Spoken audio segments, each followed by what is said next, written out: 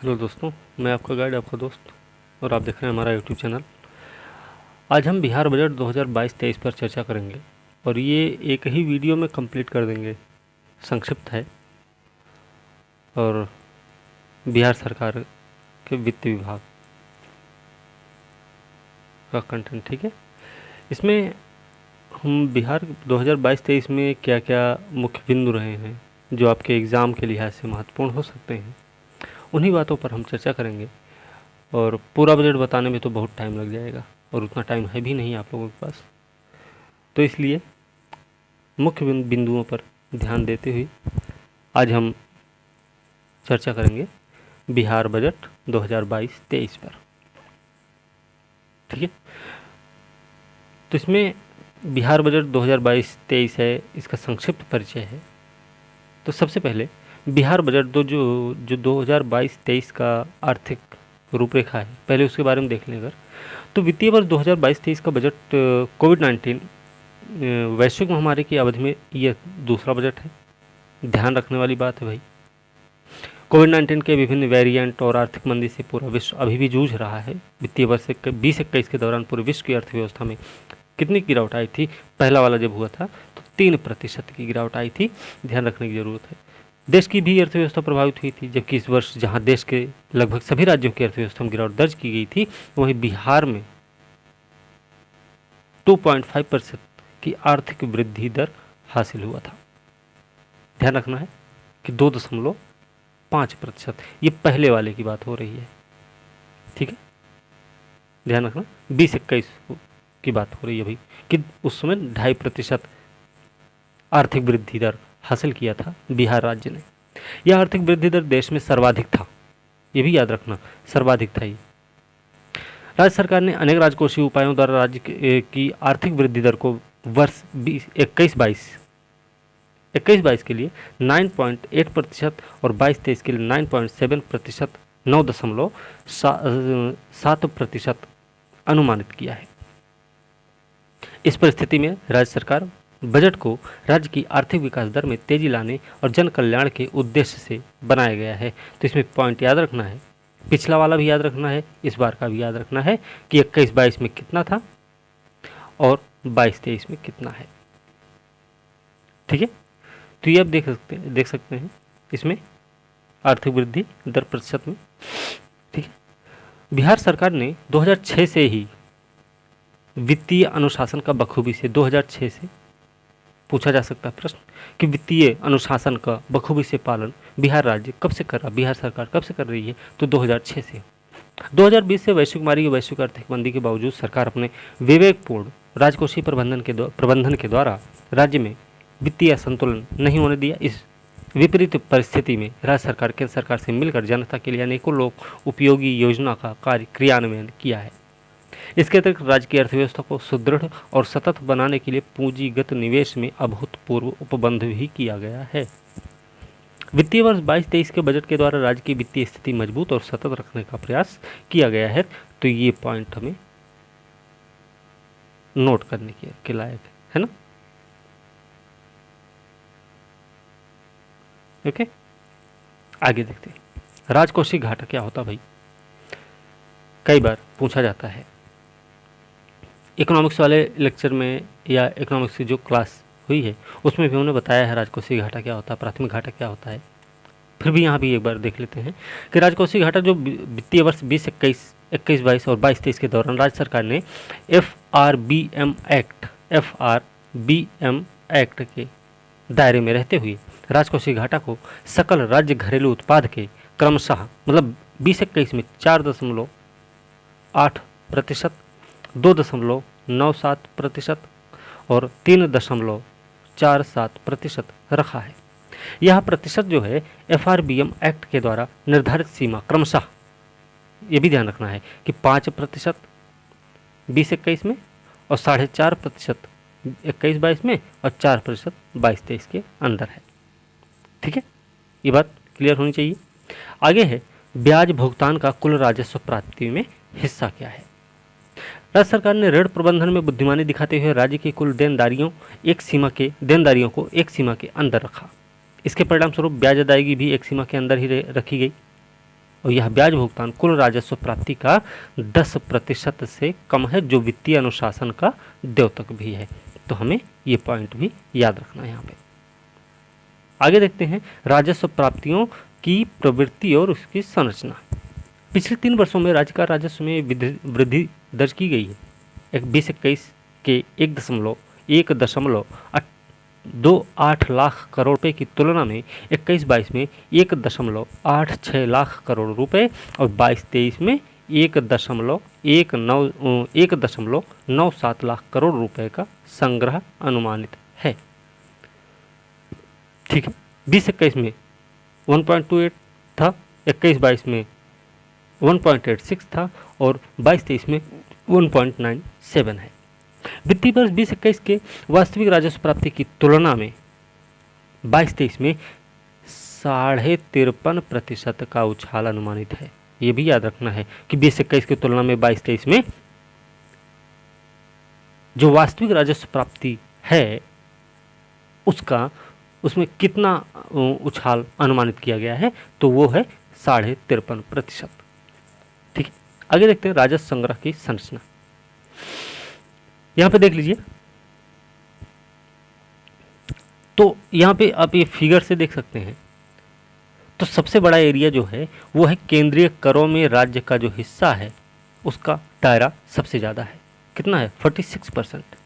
फिर उसके बाद आता है केंद्र सरकार से जो सहायता अनुदान मिली है उसका नंबर आएगा। तीसरे नंबर पर आएगा राज्य का अपना कर राजस्व और चौथे नंबर पर राज्य का अपना कर भिन्न राजस्व आएगा। ठीक है, तो ये फिगर से आप इसका इतना समझ सकते हैं। राजस्व संग्रह की संरचना कैसी है कि 22-23 के दौरान राज्य के राजस्व की संरचना निम्नवत रहने का अनुमान है। सर्वाधिक राजस्व केंद्र से करों में हिस्सा के रूप में 46%, इसके बाद केंद्रीय अनुदान के रूप में पूरे राजस्व का 30%, शेष राजस्व 24% राज्य के अपने कर और गैर कर मद से प्राप्त होना अनुमानित है। ठीक है, आगे देख लेते हैं राजकोषीय प्राथमिकताओं की प्रवृत्ति और उसका विन्यास कैसा है। तो बिहार बजट 22-23 की प्रमुख प्राथमिकताएं आर्थिक विकास और गति देने के साथ साथ लोक कल्याण भी है। याद रखना भाई, ये वाली लाइन तो ध्यान रखनी है, स्टेटमेंट के रूप में हो सकता है प्रश्न आ जाए। आर्थिक विकास के लिए पूंजीगत व्यय को वित्तीय वर्ष 22-23 में वित्तीय वर्ष 20-21 की तुलना में 74.54% बढ़ाया गया है। कितना? 20-21 की तुलना में 22-23 में 74.54% बढ़ाया गया है पूंजीगत व्यय को। तो पूंजीगत व्यय 20-21 की तुलना में 22-23 में कितना प्रतिशत बढ़ा है, तो ये आप ऑप्शन टिक कर सकते हैं 74.54%। इसके उद्देश्य की प्राप्ति के लिए 45,735 करोड़ रुपए का प्रावधान किया गया। साथ ही आर्थिक क्षेत्र में 60,591 करोड़ रुपए का बजट प्रावधान भी है। ठीक है, कितना है आर्थिक क्षेत्र में? 60,591 करोड़ रुपए का। ठीक है, ध्यान रखना।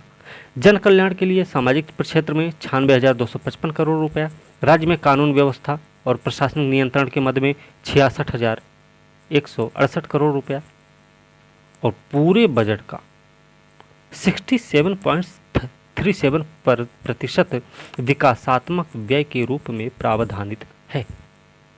राज्य का स्कीम व्यय जो है वो 1 लाख करोड़ रुपए का है।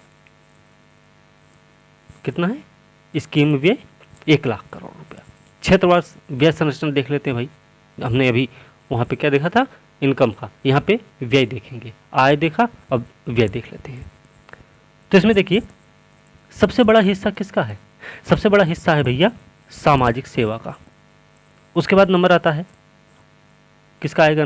नंबर आएगा सामान्य सेवा का। तीसरे पर आर्थिक सेवा आ जाएगी और चौथे पर आएगा लोक ऋण पे। ये भी प्रश्न पूछा जाता है। ठीक है, सबसे ज़्यादा या क्रम से सजाइए, सही क्रम कौन सा है, अवरोही क्रम कौन सा है, आरोही क्रम कौन सा है, क्रमशः कौन सा है ना? तो ये थोड़ा ज़्यादा से कम से ज़्यादा, ये सब कुछ ऐसा हो सकता है, टर्म यूज हो सकता है भाई। आरोही तो है ही है, सब समझते हैं, लेकिन घटते हुए या बढ़ते हुए बोल सकते हैं।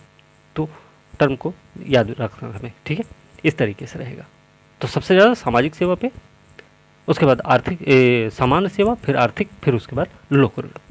सहायता अनुदान के लिए 0% है, ये ध्यान रखना, नहीं तो पता चले कि कुछ और बता दिया जाए। कुल व्यय का प्रवृत्ति देख लिया जाए। देखिए 20-21 में 1,65,696 करोड़ रुपया था। 21-22 में क्या हुआ, 2,18,303 करोड़ रुपया। तो 22-23 में कितना है, 2,37,691 करोड़ रुपया है। व्यय की प्रवृत्ति है ये, याद रखना। विकासात्मक और गैर विकासात्मक व्यय के में हम देख लें तो 20-21 में रहा है विकासात्मक में 1,12,122 करोड़ रुपए, गैर विकासात्मक में है 53,574 करोड़ रुपया। वहीं 21-22 में देखेंगे तो विकासात्मक में 1,52,267 रुपये रहा है, लेकिन गैर विकासात्मक में 66,035 करोड़ रुपया रहा। तो 2022-23 में कितना रहा भाई, तो 2022-23 में रहा है 1,60,140 करोड़ रुपए और गैर विकासात्मक में रहा है 77,551 करोड़ रुपया। ठीक है, ये हमें याद रखना है। आगे देखें, राजस्व और पूंजीगत व्यय की बात अगर कर लें तो धीरे धीरे आप देख सकते हैं। राजस्व की बात करें तो राजस्व जो है ये नीली वाली लाइन आपको दिख रही होगी और पूंजीगत में लाल वाली लाइन दिख रही है। तो राजस्व वाला जो है उसका 2020-21 में था 1,39,493 करोड़ रुपए, जबकि 21-22 में 1,77,071 करोड़ रुपया था 71, जबकि 22-23 में 1,91,957 करोड़ रुपए है। वहीं पे जो पूंजीगत व्यय है वो है 2020-21 में 26,203 करोड़ रुपया, 21-22 में वही पहुंच गया 41,231 करोड़ रुपए और 22-23 में पहुंच गया ये 45,735 करोड़ रुपए। ठीक है, तो हमें ये भी ध्यान रखना। आगे देखते हैं, ऋण प्राप्ति की रूपरेखा क्या है। तो राज्य सरकार 2006 से ही वित्तीय अनुशासन में अनुशासित रही है और वित्तीय वर्ष 22-23 के बजट में भी FRBM अधिनियम की सीमा का अनुपालन किया गया है। वित्तीय वर्ष 2022-23 में कुल लोक ऋण 40,756 करोड़ रुपए अनुमानित है। कितना है, 40,756 करोड़ रुपए। ठीक, यह ऋण पूरी तरह से राज्य की आधारभूत संरचनाओं और परिसंपत्ति के निर्माण और मजबूती पर खर्च होना है। यहाँ पे उल्लेख करना महत्वपूर्ण ये होगा कि अर्थव्यवस्था को विस्तारित बनाने के लिए निर्धारित ऋण सीमा को अधिक से अधिक उपयोग किया जाता है जिससे उच्च आर्थिक वृद्धि दर हासिल किया जा सके। ठीक है, पूंजी निर्माण आप लोगों को हमने इकोनॉमिक्स में पढ़ाया है। पूंजी निर्माण होता क्या है, हमने बताया था कि बैंक में पैसा जमा करना पूंजी निर्माण में नहीं आता है। तो ये बात हमें ध्यान में रखना है। अच्छा, वित्तीय वर्ष 22-23 में कुल बकाया देनदारियां जो है 2.88 लाख करोड़ रुपए अनुमानित है, जो सकल राज्य घरेलू उत्पाद का 38.66% है। यह आंकड़ा FRBM अधिनियम के द्वारा निर्धारित सीमा 40.80% के अंदर है। अच्छा, ये FRBM बार बार आ रहा है शब्द, तो ये FRBM है क्या, इसके बारे में जानकारी भी होनी चाहिए ना। तो FRBM का मतलब होता है physical responsibility and budget management act 2003। कब आया था ये अधिनियम भाई, 2003 में। ये भी हमें याद रखना फिर कि ये physical responsibility and budget management act कब पारित हुआ था, तो ये हुआ 2003 में। ठीक है,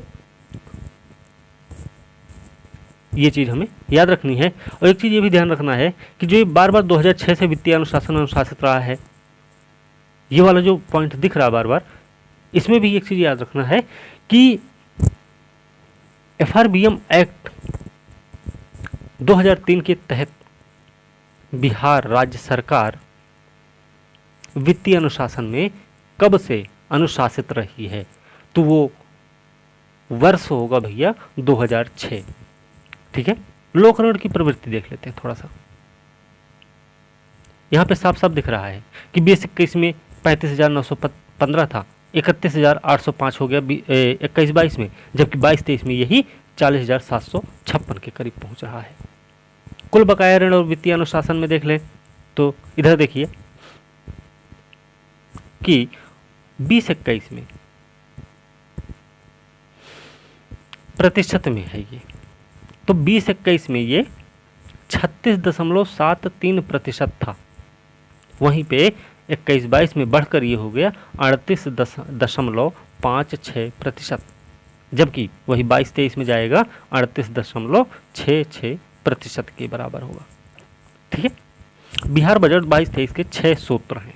वो 6 सूत्र कौन कौन से हैं भाई, तो हमें ध्यान रखना, सूत्र संख्या इधर दिया गया है, सूत्र इधर दिए गए हैं, बजट प्रावधान इधर दिया गया है। तो हमें ये थोड़ा सा याद रखना है कि पूछा जा सकता है भैया सबसे ज़्यादा किसको, सबसे कम किसको।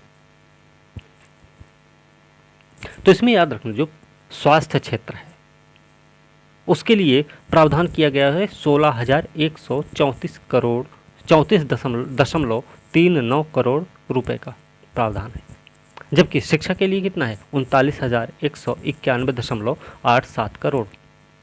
वहीं पे उद्योग में निवेश से संबंधित है 1643.74 करोड़ रुपए, जबकि कृषि संबद्ध क्षेत्र से के लिए कितना है 7712.30 करोड़ रुपए।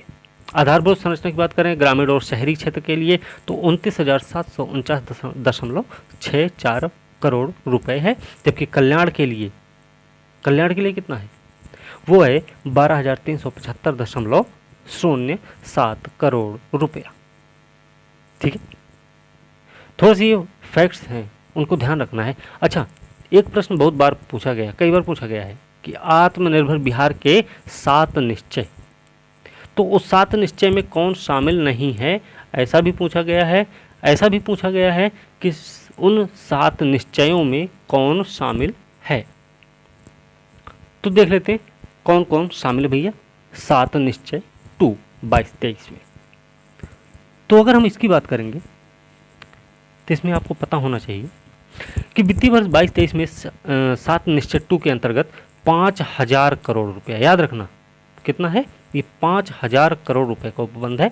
विवरण हम देखेंगे तो युवा शक्ति बिहार की प्रगति पहला है, तो इसमें 7 निश्चय के तहत बिहार में युवाओं के लिए कई कार्यक्रम चलाए गए। वित्तीय वर्ष 22-23 के अंतर्गत इनके लिए युवा शक्ति बिहार प्रगति के लिए 1153 करोड़ रुपए का प्रावधान किया गया है। कितना है 1153 करोड़ रुपए।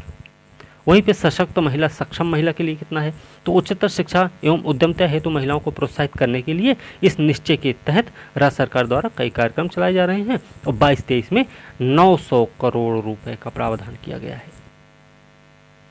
ठीक है, और फिर हम हर खेत तक सिंचाई का पानी पर बात करेंगे तो इसमें याद रखना राज्य सरकार हर संभव माध्यम से हर खेत तक सिंचाई का पानी उपलब्ध कराने के लिए प्रतिबद्ध है और इसके लिए प्रावधान है भैया 600 करोड़ रुपए।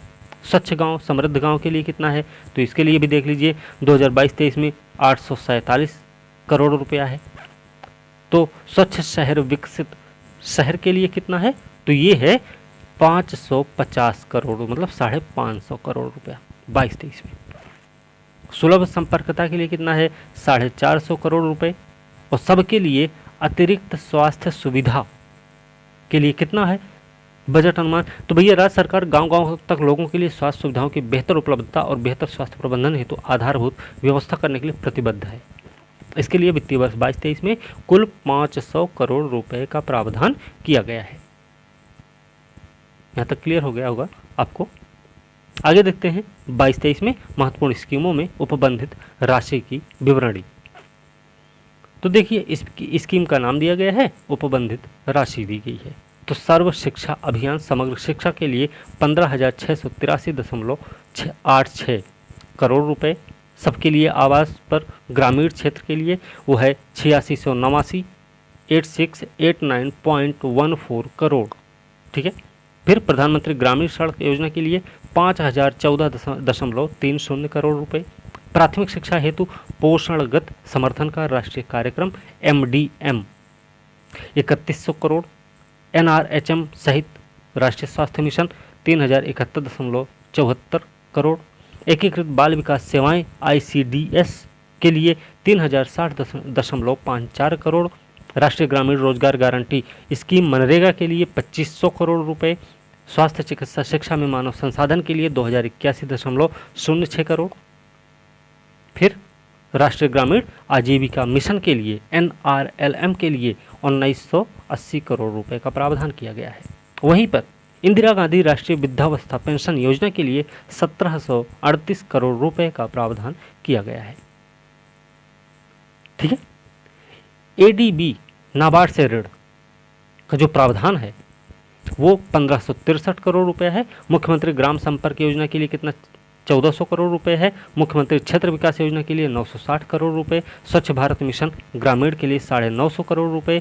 त्वरित सिंचाई लाभ और बाढ़ प्रबंधन कार्यक्रम AIBP तथा जल संसाधन के अन्य कार्यक्रम के लिए 912.16 करोड़ रुपए है। मुख्यमंत्री वृद्धावस्था वृद्धजन पेंशन योजना के लिए है 810 करोड़ रुपए। प्रधानमंत्री ग्रामीण सड़क परियोजना वामपंथ उग्रवाद प्रभावित क्षेत्रों के लिए सड़क संपर्क परियोजना के लिए 754 करोड़ रुपया है इसका प्रावधान। ठीक है। इसी के साथ आगे और है कि मुख्यमंत्री पेयजल निश्चय योजना गुणवत्ता प्रभावित क्षेत्र में 728 करोड़ रुपए। बिहार स्टूडेंट क्रेडिट कार्ड योजना के लिए 700 करोड़ रुपए। वृहद सड़कें राज्य योजना सड़क क्षेत्र के लिए भैया 663.89 करोड़ रुपए। स्मार्ट सिटी मिशन के लिए 620 करोड़ और राष्ट्रीय ग्रामीण पेयजल कार्यक्रम के लिए 600 करोड़ रुपए। केंद्रीय सड़क निधि के लिए 600 करोड़ रुपए। बिहार राज्य फसल सहायता के लिए 542.91 करोड़ रुपए का प्रावधान किया गया है। वहीं पे कृषि बाजार का विकास नाबार्ड से ऋण लेने की जो वो है उसमें 530 करोड़ रुपए का प्रावधान किया गया है। ठीक है। आगे देख लेते हैं। सबके लिए आवास शहरी क्षेत्र में 524 करोड़ है। अनुसूचित जाति जनजाति के भवन के लिए 480 करोड़ है। पुलिस भवनों का निर्माण और संधारण के लिए 459.06 करोड़ रुपए है। अभियंत्रण महाविद्यालय भवन के लिए 400 करोड़ रुपए। राष्ट्रीय वृद्धावस्था पेंशन योजना के लिए 389 करोड़ रुपए है। आपातकालीन कोसी बाढ़ पुनर्वास ये परियोजना विश्व बैंक से ऋण के लिए 375 करोड़ रुपया है। मुख्यमंत्री पोशाक योजना के लिए 350 करोड़। पंचायत सरकार भवन के लिए 330 करोड़ रुपए। मत्स्य नीली क्रांति समेकित विकास मत्स्य पालन के प्रबंधन प्रधानमंत्री मत्स्य संपदा योजना 2020-21 PMMSY के लिए 328.43 करोड़ रुपए का प्रावधान किया गया है। यहीं पे स्टेडियम खेल संरचना के लिए 325 करोड़। छात्रवृत्ति वजीफा के लिए 303 करोड़। इंदिरा गांधी राष्ट्रीय विधवा पेंशन योजना के लिए 300 करोड़। स्वच्छ भारत मिशन 2 के लिए 290.10 करोड़। मुख्यमंत्री अनुसूचित जाति जनजाति उद्यमी योजना के लिए 262.65 करोड़ रुपए का प्रावधान है। सर्वेक्षण बंदोबस्त कार्य का पुनरीक्षण के लिए 262.45 करोड़ रुपया है। राष्ट्रीय पोषाहार मिशन के लिए जो ISSNIP सहित ठीक है इसके लिए 261.33 करोड़ रुपए का प्रावधान है। आंगनबाड़ी सेवा के लिए 258.81 करोड़ रुपए है। बिहार राज्य विकलांगता सामाजिक सुरक्षा पेंशन योजना के लिए है 240 करोड़ रुपए और यहीं पे अल्पसंख्यकों के लिए बहुक्षेत्रक विकास कार्यक्रम भी चलाया गया है जिसके लिए प्रावधान किया गया है 215 करोड़ रुपए का। ठीक है। राष्ट्रीय पशुधन प्रबंधन के लिए 200 करोड़ रुपया। प्राथमिक विद्यालय भवन के लिए 200 करोड़ रुपए। हवाई अड्डे के निर्माण के लिए है 196 करोड़ रुपए 196.16 करोड़ रुपए। 155 करोड़ रुपया पर्यटकीय संरचनाओं का विकास के पर खर्च होगा। सब्जी आधारित सरकारी समितियों को प्रोत्साहन देने के लिए 151 करोड़ रुपए का प्रावधान है और वहीं पे 150 करोड़ रुपया है खाद्यान्न भंडार गोदामों का निर्माण करने के लिए है। पटना मेट्रो रेल के लिए भैया एक ये वाला थोड़ा याद रखना, पटना मेट्रो रेल के लिए 150 करोड़ रुपए का प्रावधान है, ये इंपॉर्टेंट हो सकता है। फिर उद्यान विकास योजना के लिए क्या है, उद्यान विकास योजना के लिए 140 करोड़ रुपए का प्रावधान है, ठीक है ना। फिर इंजीनियरिंग तकनीकी महाविद्यालय संसाधनों के लिए भवन जो बनेगा वो 140 करोड़ रुपए का प्रावधान उसके लिए किया गया है। पर्यटकीय विकास के लिए भाई 133.50 करोड़ रुपया है। आंगनबाड़ी के केंद्रों के बच्चों के लिए पोशाक योजना 119.19 करोड़ रुपए है। 118.50 करोड़ रुपया औषधीय पौधों संबंधी मिशन सहित राष्ट्रीय आयुष मिशन के लिए निर्धारित है। मुख्यमंत्री ग्राम परिवहन योजना के लिए अगर देखा जाए तो 105 करोड़ रुपए का प्रावधान किया गया है। साथ में बिहार राज्य अल्पसंख्यक वित्तीय निगम के हिस्सा पूंजी के रूप में देखा जाए तो वो 100 करोड़ का प्रावधान है। तो यहाँ तक ये जो मुख्य बिंदु है, ठीक है। तो इसी के साथ ये देख लीजिए finance department government of Bihar 2022।